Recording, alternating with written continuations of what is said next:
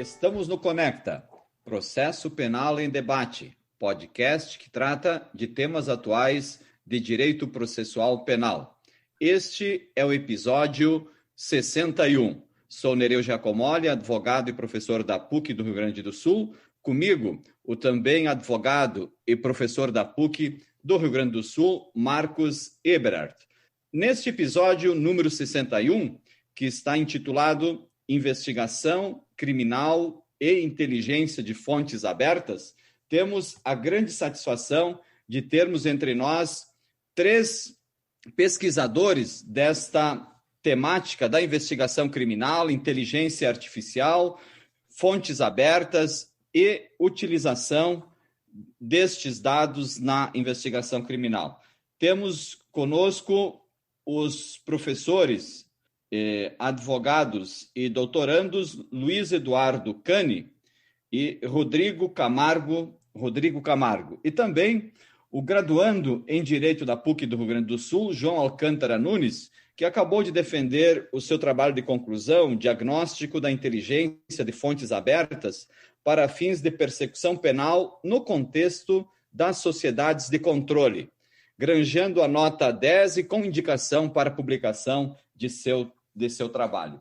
Trata-se de um tema importante para o processo penal, especialmente para a investigação criminal, nesta era do Big Data, da comunicação de alta velocidade, da acumulação, armazenamento e utilização de dados. E um grande questionamento diz respeito a se há alguma diferença entre essas atividades de inteligência, atividades de investigação, quando podem ser utilizadas para o processo penal, as atividades de inteligência. Então, podemos começar aí com o professor Rodrigo Camargo. Obrigado pela presença de todos vocês. E, professor Rodrigo, tem a palavra. Obrigado, professor Nereu. Obrigado, professor Marcos. Para nós é uma grande satisfação estar com o ouvinte do Conecta, sobretudo falando de um tema que nos é muito, muito caro e que tem ensejado uma série de debates entre nós três, como o senhor disse mesmo, entusiastas das investigações e das novas tecnologias. Essa pesquisa nasce a partir da tese de doutoramento que eu me submeti no Programa de Ciências Criminais da PUC, num primeiro momento trabalhando acerca dos poderes de investigação para entes privados. Se verificou em determinado momento que haveria uma regiometria, um redimensionamento de poderes de investigação a outros entes, quando a gente pode falar de aspectos legais, novas alterações recentes, no que diz respeito às investigações internas nos programas de compliance, as investigações defensivas encaminhadas pelos advogados. Além disso, os processos de due diligence, também relacionados às questões atinentes ao compliance, as investigações de detetives particulares, Lei Geral de Proteção de Dados, Lei de Acesso à Informação, enfim, nós temos um arcabouço normativo que acabou chamando atenção para esses poderes que são trazidos para os investigadores, e não só mais os investigadores tradicionais, mas um acesso agora, a partir do desenvolvimento das novas tecnologias, um acesso multidimensional, um acesso plural a todos os dados e informações que são colocados de forma pública ou publicada na rede mundial dos computadores. E nos chamou a atenção, professores, que havia um tema que cruzava todos esses pontos, que era justamente a OSINT. Em vários artigos que foram sendo lidos, nós verificávamos que em algum momento se falava que as investigações internas utilizariam recursos de OSINT, que as investigações defensivas também se utilizariam de recursos de OSINT, o que nos chamou a atenção de forma a trazer para dentro do direito penal, do processo penal, esse estudo. Sim, esse é um tema muito interessante, que se ramifica bastante. Eu acho que para a gente poder compreender um pouquinho aonde que nos chamou bastante atenção, a gente pode definir inteligência como um procedimento de coleta, processamento, análise e classificação de dados. Esses dados vão ser posteriormente depurados para a produção de informações. Ou seja, o dado ele antecede a informação. Ele é anterior ao processo interpretativo, anterior ao processo de escolhas e silenciamentos que é operado pela inteligência. A informação em si, ela já tem a influência desse processo cognitivo. Eu acredito que seja importante destacar, e na minha opinião, esse é um pressuposto interessante para se ter em mente ao pensar sobre esse tema, que todos os eventos paradigmáticos em relação à implementação de práticas de inteligência ao longo da história, eles descrevem um eixo lógico constitutivo comum, de estruturar-se frente a um perigo ou uma ameaça real ou em potencial. Esse perigo ou ameaça, historicamente, ele é delimitado pelo contexto da guerra, na condição de uma situação de fato ou de uma ocorrência em iminência. Dessa forma, a gente percebe que a inteligência ela opera e constrói a sua legitimidade segundo uma lógica preventiva. Eu acho que isso é muito importante ter em mente para compreender, né, o fenômeno da inteligência, da implementação da inteligência, principalmente no contexto de novas tecnologias. As fontes da inteligência elas podem ser fechadas ou abertas. Essas fontes fechadas são aquelas cujo acesso possui alguma restrição, algum obstáculo. A palavra obstáculo aqui é bem importante justamente porque ela traz a ideia de algo transponível, de algo superável. As fontes abertas são aquelas que estão disponíveis para qualquer indivíduo, sem, né, qualquer tipo de restrição, sem um obstáculo evidente. No contexto do Big Data, do capitalismo de vigilância, da sociedade de informação como um todo, a privacidade, e aqui eu lembro o trabalho do Stefano Rodotà, que o Rodrigo utilizou bastante na pesquisa dele, a privacidade é um instrumento para limitar a circulação de informações, assim como para controlar o uso que se faz dessas informações. Porém, o que ocorre, e aqui eu indico um artigo do Daniel Solov, chamado Dilema do Consentimento, vai trabalhar bastante essa temática. Existem várias impossibilidades para a ocorrência de um consentimento válido em relação a esses dados. No sentido de esclarecimento sobre a finalidade da utilização desses dados e de quais dados são efetivamente utilizados, fica muito, muito complicado, na verdade, delimitar esse limiar da ocorrência desse consentimento, por várias razões, que o Daniel Solov vai trabalhar várias delas, e eu destaco aqui a pluralidade de atores que acabam por operar a confecção de informações.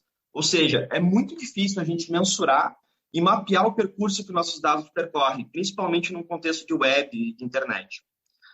Para ter uma noção um pouco menos abstrata sobre a inteligência de fontes abertas, eu queria trazer aqui a ideia de Google Docs ou Google Hacking para coleta de dados.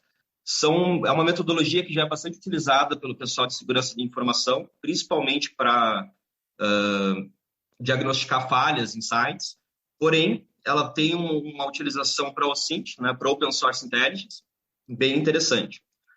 A ferramenta de busca do Google, ela funciona a partir do rastreamento de quais páginas existem na web como um todo. O Google faz a indexação desse conteúdo, ou seja, identifica o que há nessa página, classifica e exibe. O que ocorre, e não é à toa que o Google é a potência e a ferramenta mais conhecida do Google é a ferramenta de busca, existem vários parâmetros para a gente refinar essa busca de forma avançada. Ou seja, a gente consegue atingir resultados mais específicos que estão disponíveis, né, nessas páginas indexadas pelo Google. Um parâmetro muito simples, que seria um exemplo do método de OSINT, dentro desse contexto de Google Doc, consiste na utilização de aspas no início e no fim do termo a ser buscado. Ou seja, tu vai fazer uma consulta, a palavra-chave vai ficar inserida entre aspas. Através da DORC, que não deixa de ser uma string, é possível identificar páginas, documentos e até imagens na quais estejam presentes exatamente aquilo que a gente pesquisou, entre aspas. A princípio pode não parecer muito expressivo, mas, por exemplo, no caso de uma busca por um nome completo, é possível encontrar diversos dados sobre algum alvo, incluindo dados sensíveis, que estão disponibilizados sem qualquer obstáculo, geralmente em razão de alguma falha no armazenamento desses dados. E aqui traz uma coisa que é bem importante, que a natureza da fonte, enquanto aberta, ela não está necessariamente vinculada à questão de ser um dado público ou um dado privado. Eu acredito que ela esteja bem vinculada ao fato dela estar disponível com ou sem algum obstáculo, né, ao acesso. Uma outra possibilidade também, que chama bastante atenção, é uma ferramenta que monitora o status de atividade de usuários no WhatsApp. Existem várias ferramentas específicas disponíveis na internet de forma gratuita, mas a lógica de funcionamento delas é sempre o mesmo. Ela opera um processo automatizado que verifica se o usuário do WhatsApp está online ou não, ou seja, né, monitora a atividade do usuário no aplicativo. Essas ferramentas elas confeccionam um relatório detalhado e minucioso da atividade do usuário. Se a gente for considerar aqui o contexto da sociedade de informação, em que praticamente todo mundo carrega no bolso um aparelho de monitoramento que também faz ligações, né?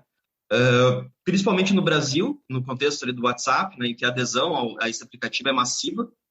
Com esse tipo de dado, é possível que qualquer pessoa, né, porque é uma fonte aberta, obtenha diversas informações acerca da rotina do usuário, com informações do tipo da hora que ele acorda, a hora que ele vai dormir, a hora que ele acessa, a hora que ele se comunica, né, ou até mesmo os períodos em que ele está se deslocando, que não há utilização do aplicativo. Ou seja, as fontes abertas estão aí de forma muito expressiva, elas são utilizadas no dia a dia para fins de persecução penal também, né, isso já é uma prática muito conhecida no meio da investigação preliminar, e eu acredito que a gente tenha que olhar isso de forma crítica, de forma atenta, né, às potenciais violações de direitos que ela envolve. Bom, e a minha contribuição nesse debate se deve, sobretudo, à abertura dos meus olhos para o tema por conta da tradução de um artigo junto com o professor Ricardo Gleckner, que é um artigo do professor Renzo Orlandi, que chama Investigações Preparatórias nos Procedimentos de Criminalidade Organizada.